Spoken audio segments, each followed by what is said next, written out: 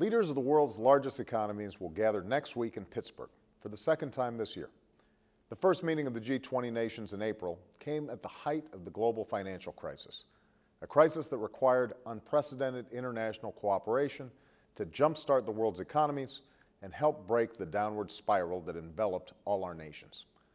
At next week's summit, we'll have, in effect, a 5-month checkup to review the steps each nation has taken, separately and together, to break the back of this economic crisis. And the good news is that we've made real progress since the last time we met, here at home and around the world.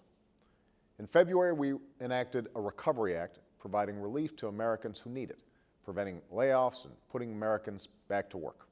We've worked to unlock frozen credit markets, spurring lending to Americans looking to buy homes or cars, take out student loans, or finance small businesses. And we've challenged other nations to join us not only to spur global demand, but to address the underlying problems that caused such a deep global recession in the first place. Because of the steps taken by our nations and all nations, we can now say that we've stopped our economic freefall. But we also know that stopping the bleeding isn't nearly enough. Our work is far from over. We know we still have a lot to do here at home to build an economy that's producing good jobs for all those who are looking for work today.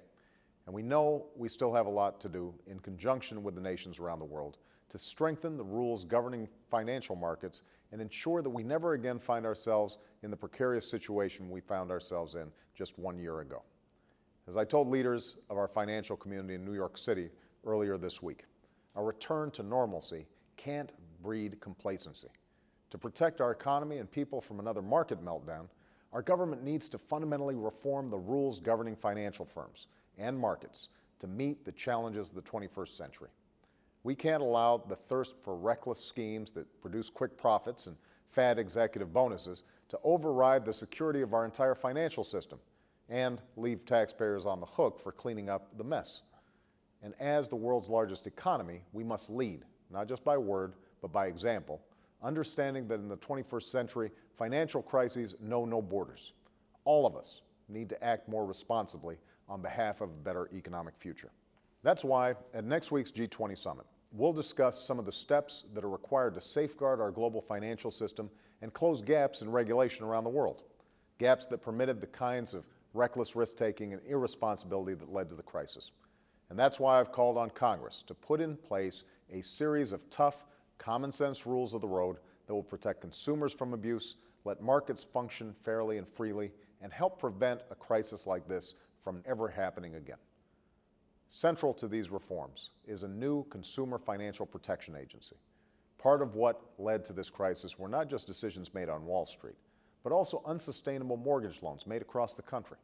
While many folks took on more than they knew they could afford, too often folks signed contracts they didn't fully understand, offered by lenders who didn't always tell the truth. That's why we need clear rules, clearly enforced, and that's what this agency will do. Consumers shouldn't have to worry about loan contracts written to confuse, hidden fees attached to their mortgages, and financial penalties, whether through a credit card or debit card, that appear without a clear warning on their statements. And responsible lenders, including community banks, trying to do the right thing, shouldn't have to worry about ruinous competition from unregulated and unscrupulous competitors. Not surprisingly, lobbyists for big Wall Street banks are hard at work trying to stop reforms that would hold them accountable, and they want to keep things just the way they are. But we can't let politics as usual triumph so business as usual can reign. We can't let the narrow interests of a few come before the interests of all of us.